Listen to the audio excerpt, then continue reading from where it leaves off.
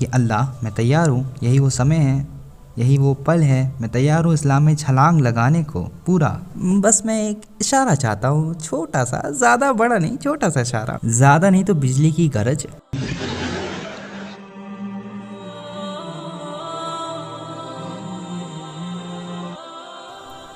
मेरी कहानी की शुरुआत यूनिवर्सिटी के पहले दिन से है।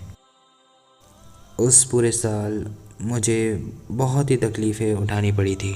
मेरे माँ बाप की अलहदगी हो गई, मेरा कुत्ता मर गया, बहुत मुश्किल दिन था। सुभान अल्लाह। 2 हफ्तों में 2 कार एक्सीडेंट,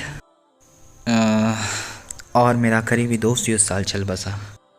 मुझे लगता है कि इसी साल ने मुझे कई सवाल पूछने पर मजबूर कर दिया कि मैं यहाँ क्या कर रहा हूँ, ज़िंदगी का मकसद क्या है। मैं सुबह सवेरे क्यों जग जाता हूँ, क्यों इतना परेशान होता हूँ, क्यों ना मैं चुपचाप सोफे में बैठ के टीवी देखूँ।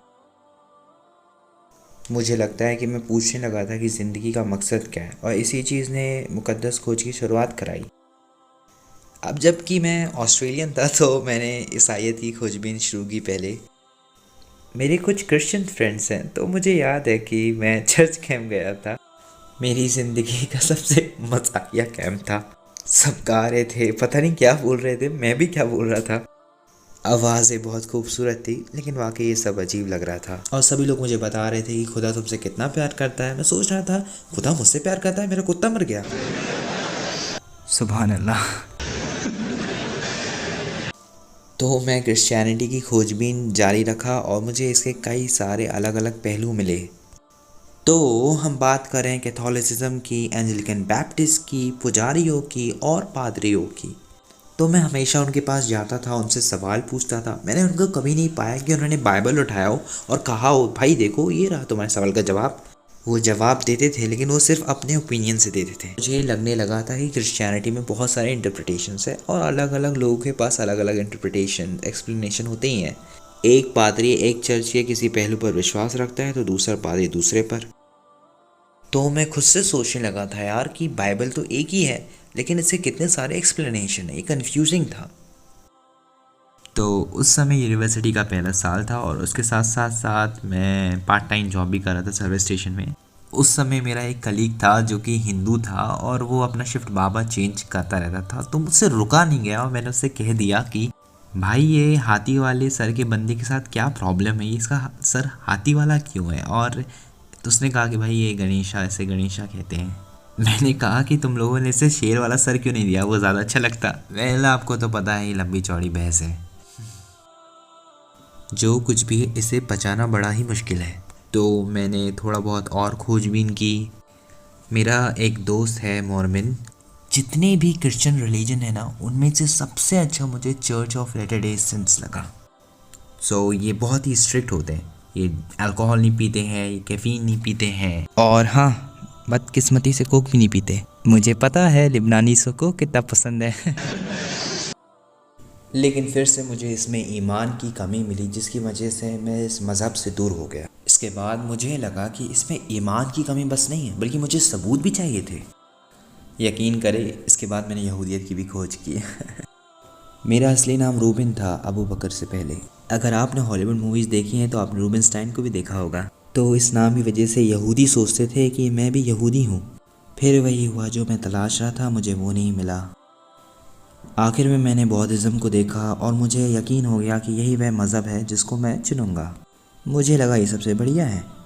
मैंने वाकई में कई गोरों लोगों को देखा था जो सचमुच बदल गए थे। ऐसा लगता था कि ये सब दुनिया के साथ एकजुट होकर चल रहे हैं, ये मुझे अच्छा लगता था। लेकिन जब मैं इसमें गहराई में गया तो मुझे पता चला इसमें कोई खुदा नहीं है, ये ज़िंदगी जीने का अच्छा तरीका है बस। मेरा एक करीबी दोस्त है, उसने मुझसे पूछा कि अब तक बताओ तुमने कौन कौन से मज़हबों की छानबीन कर ली है। तो मैंने उससे कहा कि भाई मैंने यहूदियत, ईसाईयत, बौद्धिज़्म और हिंदुइज़्म के बारे में देखा। उसने कहा कि इस्लाम के बारे में देखा तूने। मैंने कहा इस्लाम? भाई वो दहशतगर्द लोग हैं यार, मैं भला क्यों उसकी जांच करूँगा, पागल आगल हो गया है क्या तू। लेकिन पता नहीं, मैं एक लंबे समय के बाद मस्जिद में चला गया। ये हमेशा की जस्तजू थी मेरी। तो मैं जूते पहने हुए मस्जिद की कालीन में बिल्कुल सीधा चल रहा था। एक भाई नमाज के हालत में था, मैं तो सीधा उसी के पास चला गया। अरे भाई मैं तो पैर ही रख दिया था उसके सर पे जब वो सजदे की हालत में था। सुभान अल्लाह, पता नहीं मैं क्या कर रहा था।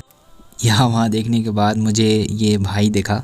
शायद आप लोग इन्हें जानते हैं, अबू हमज़ा, कई बार आके यहाँ तकरीर दे चुके हैं। सुभान अल्लाह, मैं इन्हें अबू दान कहता हूँ क्योंकि इनकी बड़ी बड़ी दाढ़ियाँ हैं माशाल्लाह।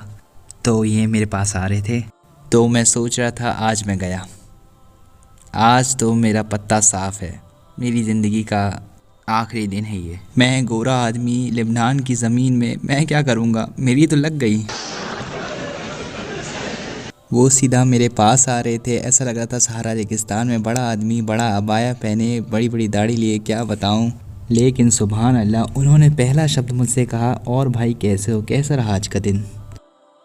वाकई में उनके स्वागत करने वाले तरीके से मैं बहुत मुतासिर हुआ। मैं एक ऑस्ट्रेलियन हूँ और मैं किसी ऑस्ट्रेलियन की तौहीन नहीं करना चाहता, लेकिन मेरी परवरिश मेरे मुल्क की परवरिश पर डिपेंड करती है। मेरे माँ बाप ने मुझे नास्तिक की तरह पाला, लेकिन वो ईसाई की तरह पाले गए। उन्हें ज़बरदस्ती संडे को चर्च जाना पड़ता था, वो हर एक मिनट नफरत करते थे इससे। तो हम लोग जब पैदा हुए, उन्होंने हम लोग के दिमाग में डाल दिया था कि जब तुम मरोगे तो मिट्टी में मिल जाओगे, कोई खुदा नहीं है, कोई नई ज़िंदगी नहीं है, ये सब बकवास है। तो मैं एक नास्तिक की तरह पला। तो मैं जब मस्जिद गया, अबू हमज़ा से मिला, तो वो मुझसे बहुत ही नरम मिजाज से बातें कर रहे थे। मैं उनका बहुत ही शुक्रगुजार हूँ क्योंकि मैंने उन्हें देखा हुआ था 5 बजे की न्यूज़ में प्लेन को हाईजैक किए हुए।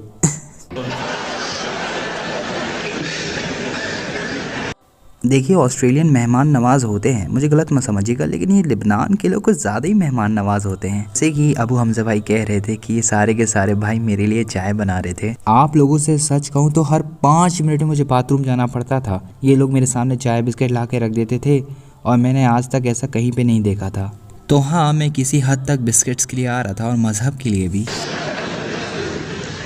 तो मैं इन भाइयों के पास बैठ के सवाल पूछता रहता था।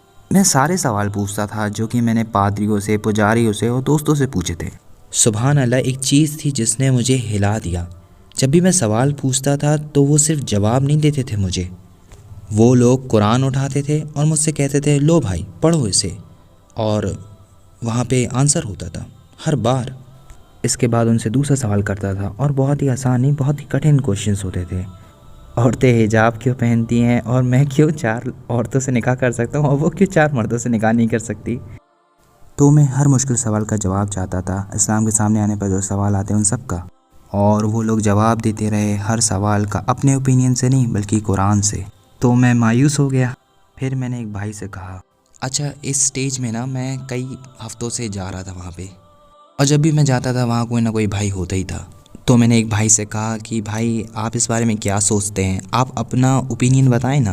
तो एक भाई मेरे पास मुड़ा और कहा, खुदा के कलाम पे मैं अपनी राय नहीं रख सकता। सुभान अल्लाह, मैं जानता हूँ इन लफ्ज़ों ने क्या हिलाया था मुझे। तो मैंने उनसे पूछा, क्या मैं कुरान ले जा सकता हूँ। तो मैंने उनको ये नहीं कहा कि मैं इस किताब को सोफ़े को ठीक करने में इस्तेमाल करूँगा, बल्कि मैं इसकी इज़्ज़त करूँगा। और मैं इसे घर ले गया, पढ़ने लगा। और जब मैं इसे पढ़ रहा था तो मुझे ऐसा नहीं लगा कि मैं सिर्फ कहानियाँ पढ़ रहा हूँ। मुझे लगा कि कोई मुझे हुक्म दे रहा है, कोई मुझे रास्ता दिखा रहा है। और फिर एक रात मैंने रूहानी मूड को पाने की कोशिश की। मैं जानता हूँ कुछ लोगों ने कहानी सुनी होगी तो मुझे माफ़ करिएगा। तो मैंने मोमबत्तियाँ जलाई, मैंने पर्दे खोले, खिड़कियाँ भी खोल दी। मैं रूहानियत को महसूस करना चाह रहा था। मेलबर्न की अच्छी गर्मी की रात थी वो। मेलबर्न में समर मिल जाती है हमें। ओके, मैं बैठा हुआ था, सोच रहा था ठीक है फिर यही रात है वो। तो मैं लंबे समय से खोजबीन कर रहा था। मुझे रूहानी ताकतों और साइंटिफिक प्रूफ्स के बारे में पता था कि हमने पहाड़ को खोटे की तरह बनाया है, एम्ब्रियो किस तरीके से माँ के पेट में जन्म लेता है, बढ़ता है, मुझे सब कुछ पता था। बस मुझे थोड़ा सा पुश चाहिए था। तो समझ लीजिए मैं खाई के पास खड़ा था, कूदने को तैयार था, बस मुझे थोड़ा सा धक्का चाहिए था। तो मैं बैठा हुआ था चुपचाप, मैं कुरान पढ़ रहा था। तो मैं रुक गया। तो मैंने कहा कि अल्लाह मैं तैयार हूँ, यही वो समय है, यही वो पल है, मैं तैयार हूँ इस्लाम में छलांग लगाने को पूरा। बस मैं एक इशारा चाहता हूँ, छोटा सा, ज़्यादा बड़ा नहीं, छोटा सा इशारा, ज़्यादा नहीं तो बिजली की गरज, ज़्यादा नहीं तो आधा घर नीचे आ जाए, मतलब कुछ छोटा सा। तुमने तो पूरी दुनिया ही बनाई है। तो मैं बैठ गया, इंतज़ार करने लगा कि मोमबत्तियों की आग 4 मीटर तक ऊपर चली जाए जैसे पिक्चरों में होता है। मैंने कहा ठीक है, मैं तैयार हूँ। सुभान अल्लाह, कुछ भी नहीं हुआ, सचमुच कुछ भी नहीं हुआ। सच कहूँ तो मैं बहुत दुखी हो गया। तो मैं यहाँ बैठा हुआ था, मैंने कहा अल्लाह ये आपका चांस है, मैं तो कहीं नहीं जा रहा हूँ, मैं तो यहीं बैठा हुआ हूँ। हाँ चलिए मैं आपको दोबारा चांस देता हूँ, शायद आप बिज़ी हो गए, बहुत कुछ होता रहता है इस दुनिया में, तो वैसे भी दिन का समय है ये, तो चलिए दोबारा करते हैं, कुछ भी मतलब छोटा सा कुछ भी। चलिए मोमबत्ती को जाने दीजिए, मतलब कुछ भी छोटा सा इशारा ही सही। ठीक है, ओके मैं फिर से तैयार हूँ, ओके। सुभान अल्लाह, कुछ भी, बिल्कुल भी कुछ नहीं हुआ। मैं तो ये भी नहीं कह सकता था, देखो भाई दीवार से पानी निकलने लगा है, कुछ नहीं हुआ, बिल्कुल भी कुछ नहीं हुआ। मैं बहुत ही निराश था, मैं दुखी था और मैंने कहा आखिरी मौका है इस्लाम, लेकिन कुछ भी नहीं हुआ।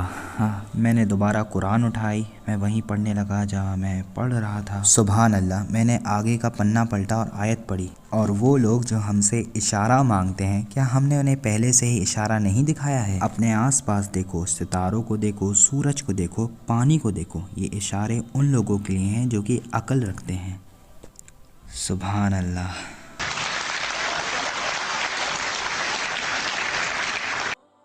मेरा सिर हिल गया, मैं सोने का नाटक करने लगा, मैं इतना डर गया था, मैं विश्वास नहीं कर पा रहा था कि मैं कितना मगरूर हो गया था एक इशारे के लिए, जबकि सारे इशारे मेरे आसपास ही थे। ये सच्चाई कि हमारे पास ये दुनिया है, इसमें इतनी मखलूक़ात हैं, यही सब इशारे हैं हमारे लिए। अब अगले दिन मैंने डिसाइड कर लिया कि मैं मुसलमान हो रहा हूँ। तकरीबन मैं इस्लाम को 6 महीने से जांच रहा था, तो मैंने अपने आप से कह दिया कि बस अब मुझे शहादा लेनी है। मुझे नहीं पता था क्या बोलना है, शहादा के लफ्ज़ क्या थे। इशा का समय हो रहा था और 7 या 8 रात के हो रहे थे। मैं गया और मैं यकीन नहीं कर पाया कि मस्जिद में हज़ारों लोग थे। मैंने सोचा ज़रा इस मज़हब को तो देखो यार, कितने मजबूत हैं ये। रमज़ान की पहली रात थी वो।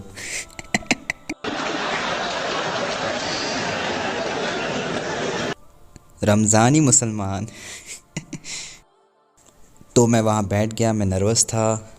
मैं उठा और इस आदमी ने कहा कि भाई तुम्हें अशहदु बोलना होगा। मैंने बोला क्या ऐश, क्या मैं सीधे इंग्लिश में नहीं बोल सकता क्या? उसने कहा कि मुझे ये अरेबिक में बोलना होगा। फिर इतने सारे दाढ़ी वाले फिर आ गए। मैं सोचने लगा इस बार मेरा पक्का पत्ता कटेगा अगर लफ्ज़ों के साथ मैंने गलती की। अब ये लोग मुझे घूर घूर के देखने लगे। आपको पता है कि ऑस्ट्रेलियन घूरते नहीं, लेकिन लेबनान के लोग घूरने लगते हैं। तो वहाँ बैठा हुआ था, मैं डरा हुआ था। सुभान अल्लाह, जैसे ही मैंने शहादा के लफ्ज़ कहे मेरा सारा डर निकल गया, सब कुछ। मुझे ऐसा लगने लगा कि मेरे सर के ऊपर किसी ने ठंडे पानी का नल खोल दिया हो। मुझे साफ़ सुथरापन महसूस हुआ।